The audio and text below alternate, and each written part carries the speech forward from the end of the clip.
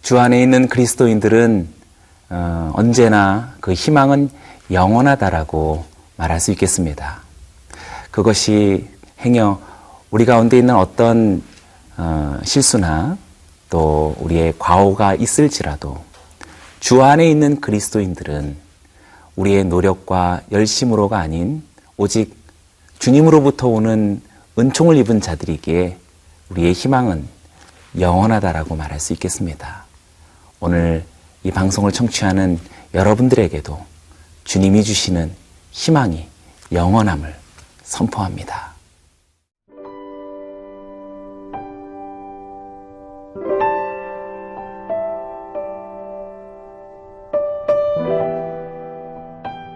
사사기 16장 23절에서 31절 말씀입니다.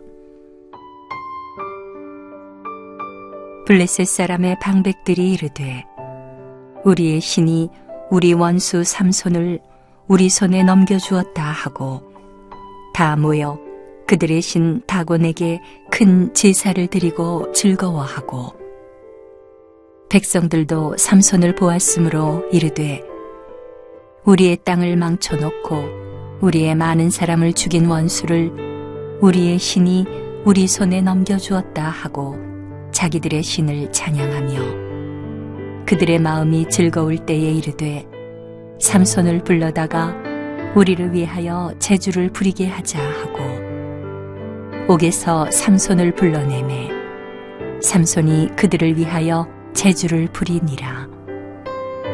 그들이 삼손을 두 기둥 사이에 세웠더니 삼손이 자기 손을 붙든 소년에게 이르되 나에게 이 집을 버틴 기둥을 찾아 그것을 의지하게 하라 하니라. 그 집에는 남녀가 가득하니 블레셋 모든 방백들도 거기에 있고 지붕에 있는 남녀도 3,000명가량이라. 다 삼손이 제주 부리는 것을 보더라. 삼손이 여호와께 부르짖어 이르되 주 여호와여 구하옵나니 나를 생각하옵소서.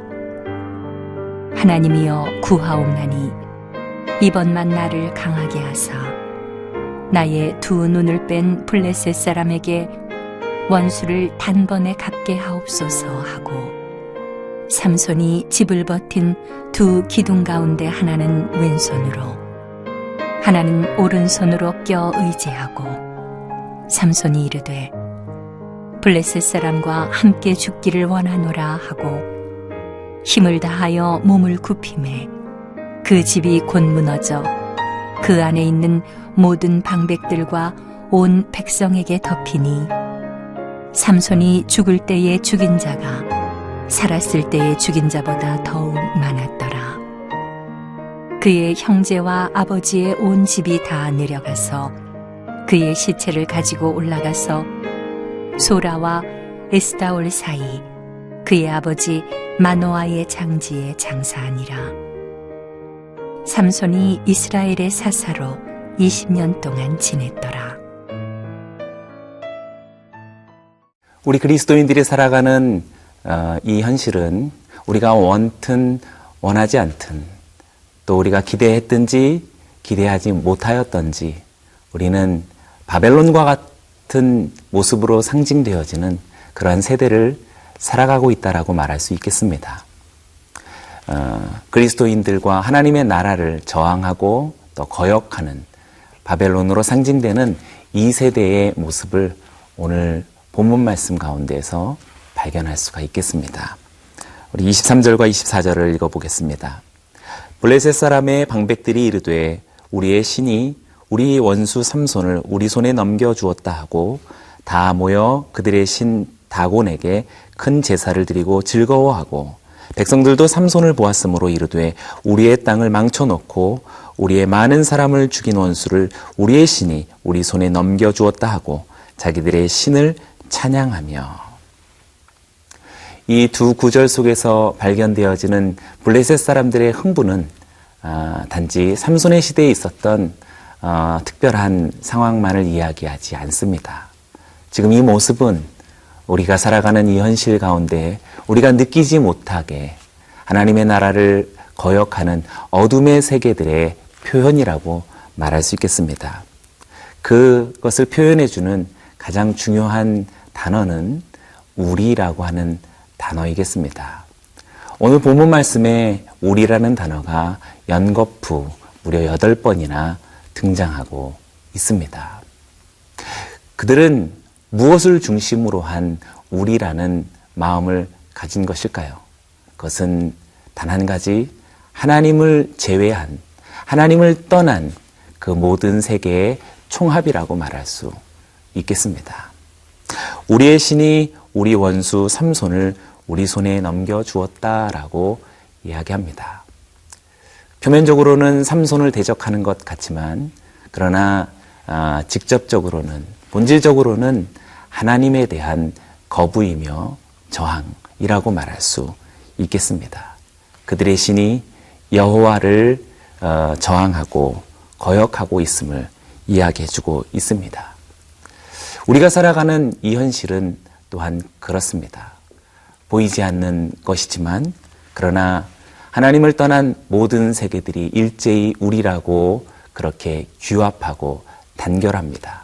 때문에 그 속을 살아가고 있는 그리스도인들의 삶은 핍박과 또 미움과 조롱은 당연한 것이라고 말할 수 있겠습니다. 주님께서도 세상이 나를 미워하는데 너희들도 미워하게 될 것이다 라고 이야기했었습니다. 또한 그 미움은 너희를 미워하는 것이 아니라 나를 미워하는 것이다 라고까지 말씀하셨습니다. 사랑하는 성도 여러분, 우리가 이러한 시대를 살아가고 이러한 현실을 살아간다라는 이 분명한 영적인 판단이 여러분에게서 놓쳐지지 않게 되기를 원합니다. 오늘 본문 말씀 가운데 이제 블레셋 사람들은 삼손을 처형하기 시작합니다. 25절과 26절이 이렇습니다. 그들의 마음이 즐거울 때에 이르되 삼손을 불러다가 우리를 위하여 제주를 부리게 하자 하고 옥에서 삼손을 불러내매 삼손이 그들을 위하여 제주를 부리니라.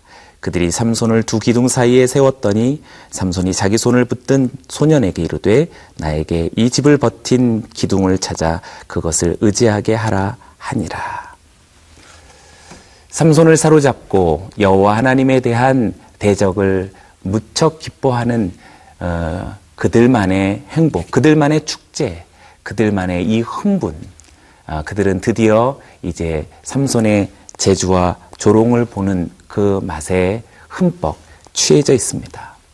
그러나 오늘 본문 가운데 그들이 삼손을 두 기둥 사이에 세웠더니 또한 삼손은 자신을 붙들고 있는 소년에게 이 집을 버틴 기둥을 찾아 그것을 의지하게 하라라고 하는 이 두 표현을 통하여서 지금 블레셋 사람들이 전혀 알지 못하고 있는 하나님의 큰 손길이 시작되고 있다는 사실을 우리는 발견할 수 있습니다. 마치 삼손이 머리털이 밀린 후 다시 그 머리털이 자라기 시작했다라는 것처럼 너무나 당연한 것이지만 눈치챌 수 없는 하나님의 섭리는 계속되고 있다라는 사실이지요. 우리가 비록 실수가 있고 또 연약함이 있고 또 우리에게 과오가 있을지라도 사실 우리를 향한 하나님의 은혜는 이렇게 멈추지 않습니다. 성경 사사기 13장 7절에서도 삼손은 이미 태어나는 때부터 죽는 날까지 하나님께 바치운 나시림이 될 것이다 라고 그렇게 예언한 바 있습니다.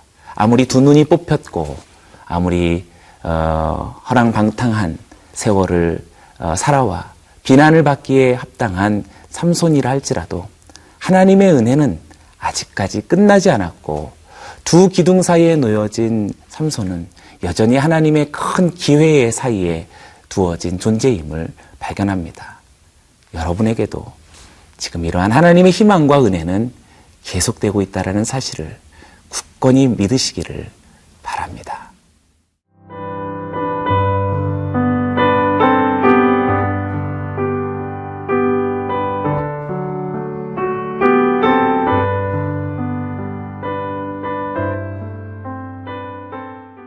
삼손은 드디어 하나님을 찾기 시작합니다.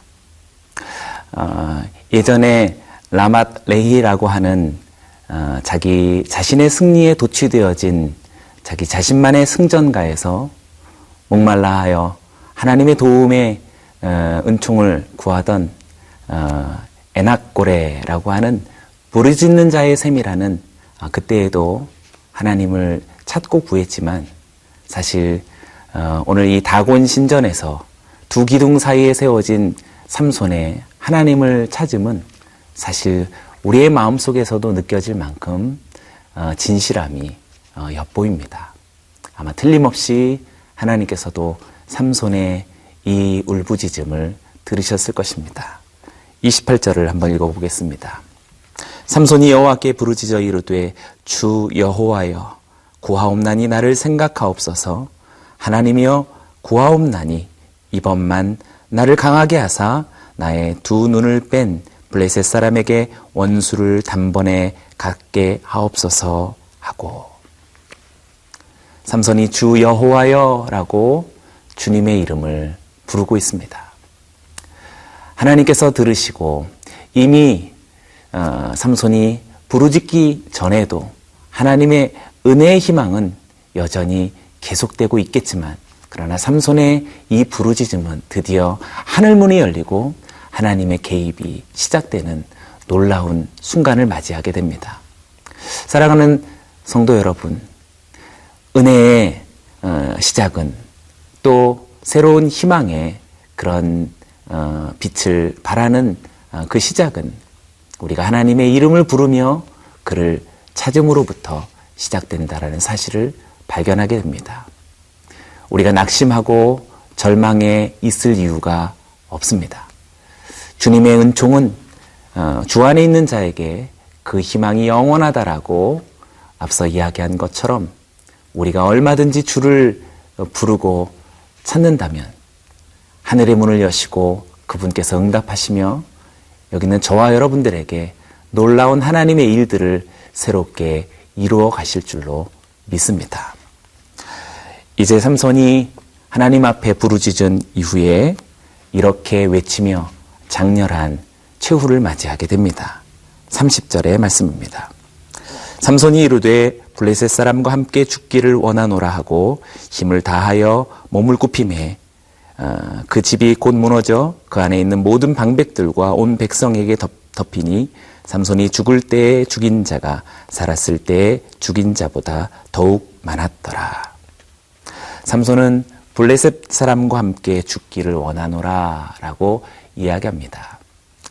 한 영웅담의 마지막 장렬한 메시지만을 이야기하는 것은 아닐 것입니다. 아마도 주 여호와여 구하옵소서 라고 진정한 신적 은혜를 갈망한 삼손의 블레셋 사람과 함께 죽기를 원하노라는 이 고백은 자신의 남은 생애가 하나님 앞에 드려지는 제물 되기를 원하는 그런 간절한 소원이었을 것입니다. 사실 나시린의 규정을 잃어버린 삼손이 다시 나시린의 규정을 재개하고자 한다면 그 길었던 머리를 다시 깎아야 했습니다. 그리고 정당한 속죄 제물과 번제물과 또 속건 제물을 동반하여 다시 새로운 나시린의 계약을 하나님 앞에 세워야 했었을 것입니다. 그런데 사실 삼손은 자기 자신이 두 눈 빠진 그러한 허물 많고 손상 입은 그런 제물로서는 합당한 사람이 아님을 우리는 알 수 있습니다. 또한 역설적으로 그는 다시 나시린의 새로운 언약을 체결하기 위해서 스스로 머리를 깎은 것이 아니라 그의 어리석음과 그의 부족함으로 인하여서 누군가에게 강제로 갓기우게 된 그의 머리털이라고 말할 수가 있겠습니다. 그럼에도 불구하고 하나님은 마지막 삼손의 이 절규를 은혜로 받으시고 그의 인생을 흠양할 만한 마지막 제물로 받으셨다라는 사실을 발견하게 됩니다. 그는 블레셋 사람들과 함께 자기 자신에 있었던 모든 지난 날들의 어리석음과 그리고 부족함과 허물과 부끄러운 모든 것들을 주 앞에서 그렇게 기꺼이 청산한 믿음의 사람이었다라고 말할 수 있겠습니다. 사도 바울도 이야기했습니다. 디모데후서 4장 6절에 전제와 같이 내가 벌써 부어지고 나의 떠날 시각이 가까웠도다. 자기 자신을 전제로서 부어지는 제물로서 이해하고 있습니다. 사랑하는 성도 여러분, 여기 있는 저와 여러분들의 삶도 주님 앞에 흠양할 만한 제물이 될 수 있다면 그것은 영광이며 감격일 것입니다. 지금까지 어떻게 살아왔는지 잘 살아왔으면 참 좋겠지만 그러나 혹시 우리가 부끄러운 삶을 지나왔다 할지라도 하나님께서 저와 여러분들을 향하신 은혜와 희망은 지금도 멈추지 아니하였고 마지막 순간에 우리의 삶 속에 우리의 인생이 제물로 드려진다면 주님은 기꺼이 받으시고 축복하실 것입니다. 여러분의 삶이 하나님이 기뻐하시는 아름다운 산 제물 되시기를 주의 이름으로 축복합니다. 기도하겠습니다.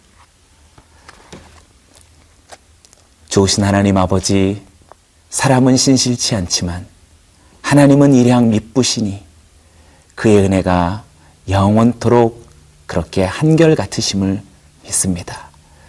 지나온 삶들이 주님 앞에서 아름답지 않았을지라도 다시 한번 진실로 주님의 이름을 부르며 그 은혜의 삶에 남은 생애를 의탁하는 여기 모인 귀한 믿음의 성도들의 삶을 돌아보아 주시고 은혜를 베푸시고 축사하여 주시옵소서.